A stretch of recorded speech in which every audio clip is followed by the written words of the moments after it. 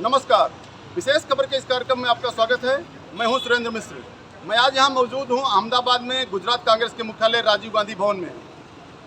ये राजीव गांधी की प्रतिमा है और यहीं से गुजरात विधानसभा चुनाव का संचालन हो रहा है। आज फर्स्ट फेज की वोटिंग हो रही है, सेकंड फेज की वोटिंग अभी 5 तारीख को है। तो चुनाव जो प्रचार है अपने सवाब पर है और तमाम जो नेता, पूरे देश भर के नेता यहाँ आए हुए हैं। कांग्रेस के भी नेता आए हुए हैं, बीजेपी की भी तमाम लीडर इस समय पूरे गुजरात में दौरा कर रहे हैं। तो मैं आज यहाँ बात करूँगा जो मुंबई कांग्रेस के वरिष्ठ नेता उपेंद्र दोषी जी से, जो मुंबई की जो टास्क फोर्स है उसके मेंबर हैं, जो कांग्रेस की स्ट्रेटजी और स्क्रीनिंग कमेटी के मेंबर हैं और यहाँ चुनाव अभियान का संचालन कर रहे हैं उपेंद्र दोषी जी। उपेंद्र दोषी जी, आपका हमारे न्यूज़ चैनल में बहुत बहुत स्वागत है। मैं आपसे सबसे पहले ये जानना चाहूँगा कि आप यहाँ कब आए? मैं 2 दिन से गुजरात का कांग्रेस पार्टी का प्रचार के लिए, विधानसभा चुनाव का प्रचार के लिए गुजरात में, अहमदाबाद में, मेहसाना जिला में, गांधीनगर में मैं 2 दिन से घूम रहा हूँ और 2-3 दिन रुकने वाला हूँ। शनिवार को चुनाव प्रचार। क्या माहौल देख रहे हैं? क्या माहौल देख रहे हैं? पहली बात तो ये है, कांग्रेस के फेवर में माहौल जिसको बोला जाता है कि जैसा आज 1 तारीख है, आज सौराष्ट्र का, कच्छ का, साउथ गुजरात का 89 सीट के ऊपर चुनाव है। अभी वोटिंग चालू है और ज़बरदस्त लाइन लगी हुई है और वोटिंग जब भी चालू है तभी ये दिख रहा है। और इतने दिन से गुजरात में, खास करके अहमदाबाद, आजू बाजू मेहसाना और गांधीनगर में घूमने से बहुत लोगों को मैं मिला, बहुत स्थानिक कार्यकर्ताओं को मिला, छोटे छोटे व्यापारियों को मिला, किसानों को मिला और मुझे ये दिख रहा है कि कांग्रेस पार्टी की बहुत भारी टक्कर भारतीय जनता पार्टी से हो रही है। भारतीय जनता पार्टी को ये टक्कर समझ में आ गई है। पहले तो केजरीवाल का नाम लेते थे, लेकिन आज भारतीय जनता पार्टी मजबूर हो गई है। उनके नेता नरेंद्र मोदी जी बोल रहे हैं कि कांग्रेस से गाफिल मत रहना और जोर से बीजेपी कार्यकर्ता को काम करने को बोलते हैं। और आज नरेंद्र मोदी जी की अहमदाबाद में 25 किलोमीटर लंबी उसका प्रोसेसन है। अहमदाबाद में जहां भारतीय जनता पार्टी अपना गढ़ मानती है, वहां मोदी जी का 25 किलोमीटर का बड़ा जुलूस प्रोसेसन रखने का समय आ गया। तो इसमें एकदम बात सामने आ जाती है। इंटरनल रिपोर्ट, सर्वे का रिपोर्ट मोदी जी को मालूम है कि उनकी 60 से 70 सीट आ रही है और कांग्रेस पार्टी की 110 से 120 सीट आ रही है। कौन कौन से मुद्दे आप उठा रहे हैं चुनाव में?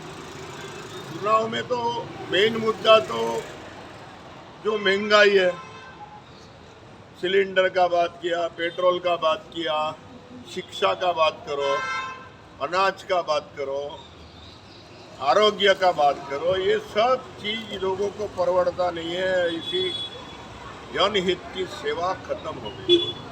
खास करके गुजरात मॉडल का जो बात करते हैं, गुजरात मॉडल जैसा कुछ है ही। गुजरात जो बनाया है वो वहाँ की जनता बोलती है कि हमने बनाया है, मोदी जी का कोई योगदान नहीं है। और खास करके मेरा कहना ये है कि ये सब मुद्दा जब भी हम उठा रहे हैं और ये सब मुद्दा जब भी हम कांग्रेस पार्टी ने उठाया तो डर के मोदी जी रावण का मुद्दा पे बात करते हैं, अपनी कमजोरी का बात करते हैं। मोदी जी पद यात्रा जुलूस निकाल रहे हैं और मोदी जी नफरत की बात ज़्यादा करते हैं। उसको किसने भी कुछ चैलेंज किया कि भाई तेरी औकात दिखा देंगे, तो बोलते हैं मेरी औकात दिखाएंगे। मेरी माने इतना घमंड तो रावण में भी नहीं था। विशेष करके आप किस सीट पर ध्यान सेंट्रलाइज कर रहे हैं? आप किस क्षेत्र के लिए आए हुए? मैं खास करके हमारी महाराष्ट्र की प्रभारी और गुजरात की, अहमदाबाद की सोनलबेन पटेल, जो नारायणपुरा से, अहमदाबाद से विधानसभा चुनाव लड़ रही है, पहले टाइम लड़ रही है। बहुत ही सीनियर महिला कांग्रेस कार्यकर्ता है, बहुत ही सीनियर AICC लीडर है। तो उसके लिए भी हम लोग 2 दिन से उनके काम में भी लगे हुए हैं। अभी आखिरी 2 दिन हम उनका विधानसभा एरिया में हमारा ध्यान केंद्रित कर दिया है। हमारी पूरी टीम मुंबई से आई है और जगह जगह पे नारायणपुरा में जाके लोगों से बात कर रहे हैं, लोगों को समझाने का कोशिश कर रहे हैं। अब तो कांग्रेस, अब तो परिवर्तन चाहिए। 25 तारीख को यहाँ पे चुनाव, 5 तारीख को यहाँ पे चुनाव है। 5 तारीख को पंजाब पे वोट देके लोगों ने कांग्रेस को जिताना है। ये अपील कर रहा हूं। नारायणपुरा में क्या माहौल? नारायणपुरा में इतनी टफ फाइट हो गई है। पहले तो बीजेपी समझती थी कि फॉर्म भरा तो हम जीत जाएंगे। आज बीजेपी की गली गली में बीजेपी के लोगों को घूमने का समय आ गया है। छोटे छोटे जो बेचारे गरीब लोग हैं, जो महिला वर्ग है, जो नौकरी नहीं है, ऐसा युवा वर्ग है, जो सीनियर सिटीजन है। आज हम सोनल पटेल जी के साथ सुबह नारायणपुरा का हाउसिंग सोसाइटी में, वहाँ की हाउसिंग सोसाइटी में, गवर्नमेंट की जो हाउसिंग सोसाइटी है, वहाँ विजिट पद यात्रा किया। पद यात्रा में देखा तो लोगों का इतना अच्छा रिस्पॉन्स है कि मुझे लगता है कि नारायणपुरा की सीट जो बीजेपी समझती थी कि तो हमने फॉर्म भर गया और जीत गए, लेकिन वो भी फाइट में आ गई है। और मुझे तो लगता है कि सोनल बेन पटेल जीत के आएगी तो मुझे कोई आश्चर्य नहीं होगा। और आज मोदी जी का नारायणपुरा से जुलूस निकलने वाला है। माने आप समझो, उनके गढ़ में उनको जुलूस निकालना पड़ता है, ये हालत है। जहाँ से पहले अमित शाह विधायक थे। राहुल गांधी जी की भारत जोड़ो यात्रा का कोई असर है गुजरात चुनाव का? भारत जोड़ो यात्रा का बहुत जबरदस्त असर है गुजरात चुनाव के ऊपर, क्योंकि लोग बोलते हैं कि ये राहुल जी इतनी बड़ी, इतनी लंबी भारत जोड़ो पद यात्रा कर रहा है, लोगों को मिलते हैं, छोटे लोगों को मिलते हैं, गरीब लोगों को मिलते हैं, मिडिल क्लास के लोगों को मिलते हैं, बच्चों को मिलते हैं, और इतना प्रेम मिलता है लोगों से। और राहुल गांधी जी खास करके लोगों से जानकारी लेते हैं कि देश में क्या चल रहा है, उनकी ज़रूरियात क्या है। और ये बाजू मोदी जी लाखों करोड़ों रुपया की एडवर्टाइजमेंट करने के बाद गुजरात की जनता से आप क्या अपील करना चाहेंगे? मैं गुजरात की जनता को अपील करता हूँ कि गुजरात में परिवर्तन आएगा तो देश में परिवर्तन आएगा।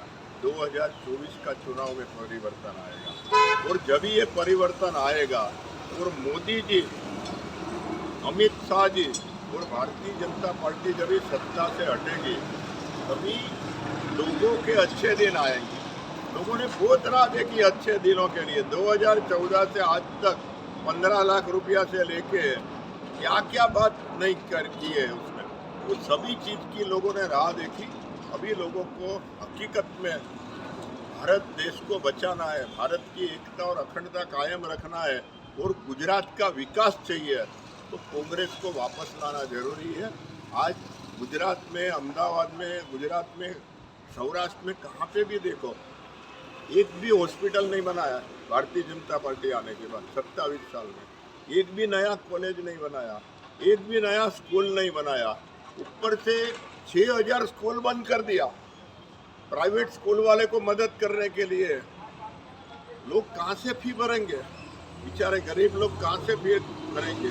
तो हर चीज़ में लोगों का जेब से पैसा निकालने का काम भारतीय जनता पार्टी की सरकार कर रही है, और इसके लिए ये सरकार को घर में बिठाना बहुत जरूरी है। और इसके लिए भारतीय जनता पार्टी के नेताओं को भी घर में बिठाना जरूरी है। इसको जितना घूमना है घूम ले, लेकिन जनता अब जागरूक हो चुकी है, और जनता 8 तारीख को जब काउंटिंग होएगी, तभी जनता ने किसको वोट दिया, जनता ने अपना करिश्मा करके दिखाया, वो 8 तारीख को काउंटिंग में। धन्यवाद।